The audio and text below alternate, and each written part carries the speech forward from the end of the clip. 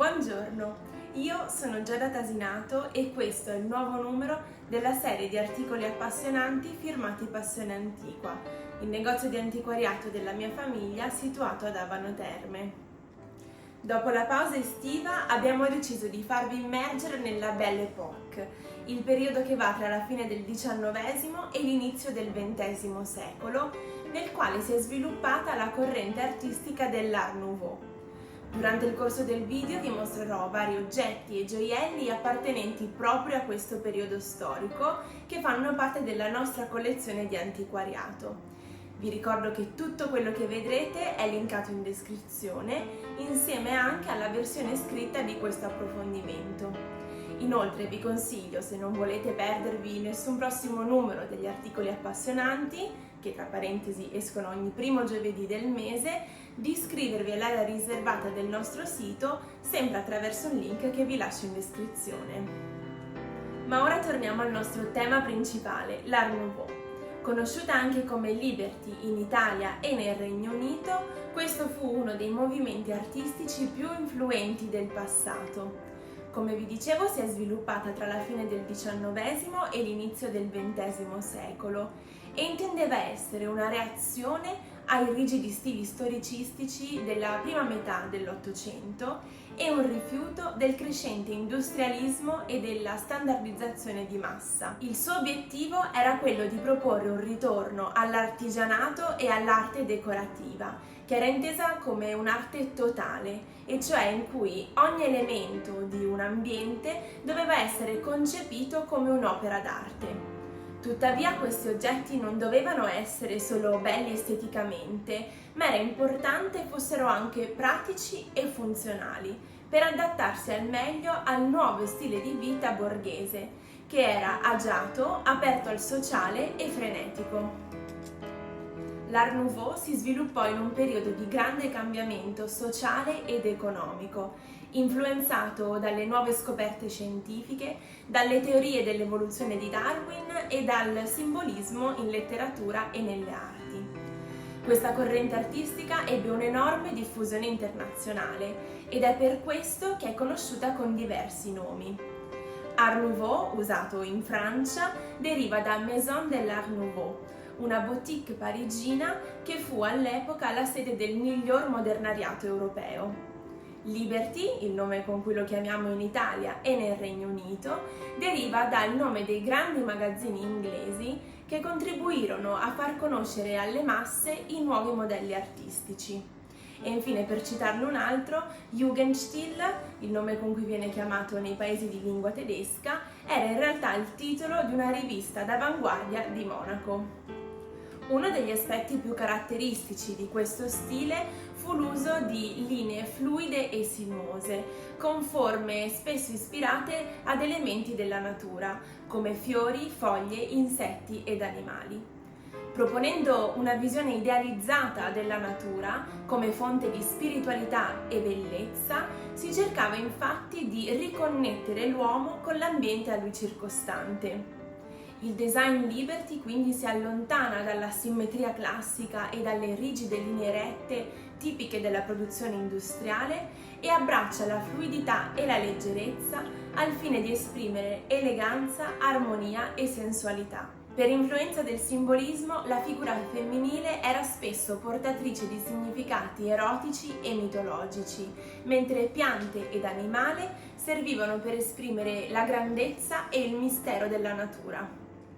L'Art Nouveau rivoluzionò l'estetica delle arti decorative, proponendo una visione dell'arte come parte essenziale della vita. E in un mondo in cui ogni cosa contribuisce a rendere un insieme armonico e bello, i gioielli di certo non passavano inosservati.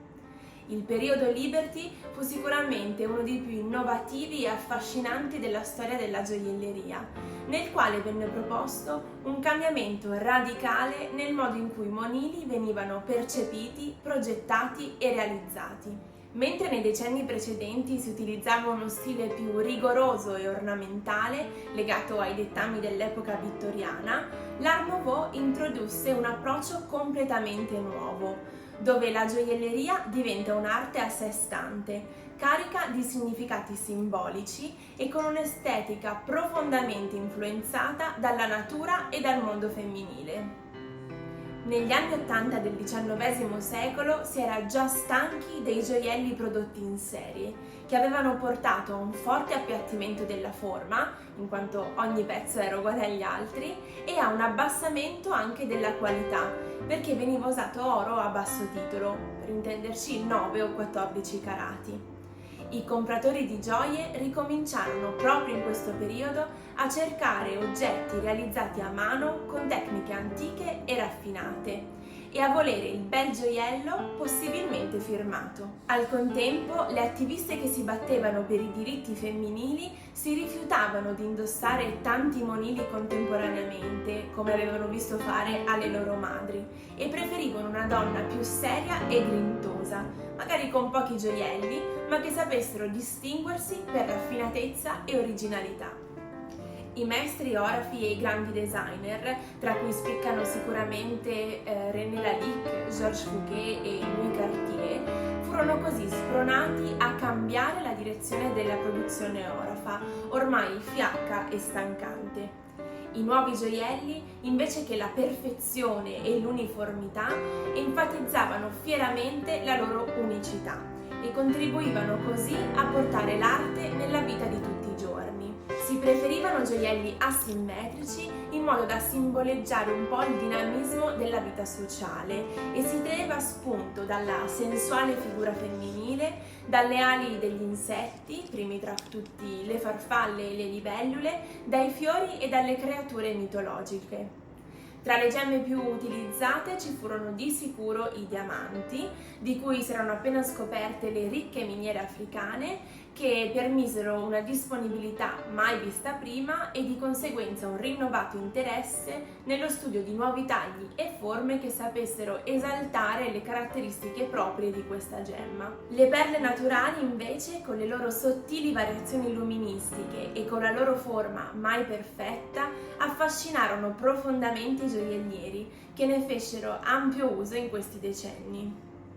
Fra i primi pezzi a riflettere l'estetica Liberty vi furono sicuramente le spille, una delle forme di gioielleria più popolari dell'epoca. Spesso decorate con pizzi e ricami e con forme spesso ispirate a motivi floreali e naturali, non erano pensate per essere indossate solo come ornamento, ma come dichiarazione di stile e di personalità. Le collane e i pendenti si distinguevano per la loro poliedricità e per la possibilità di essere indossati in vari modi. Si potevano portare lunghe e sottili o corte e massicce. Di sicuro tra i motivi più popolari c'era quello del fiocco o della nappa. Una delle innovazioni più importanti avvenne nel mondo dei bracciali, che spesso decorati con motivi naturali, avvolgendosi al polso sotto forma di serpenti o rami di fiori e foglie, sembravano estremamente realistici. Interessante notare che proprio in questo periodo si crearono i primi bracciali aperti, e cioè bracciali rigidi con una cerniera al loro interno che permetteva di aprirli e indossarli più facilmente, come quello che state vedendo proprio in questo momento. Gli anelli erano spesso molto elaborati, con più pietre a creare vari design.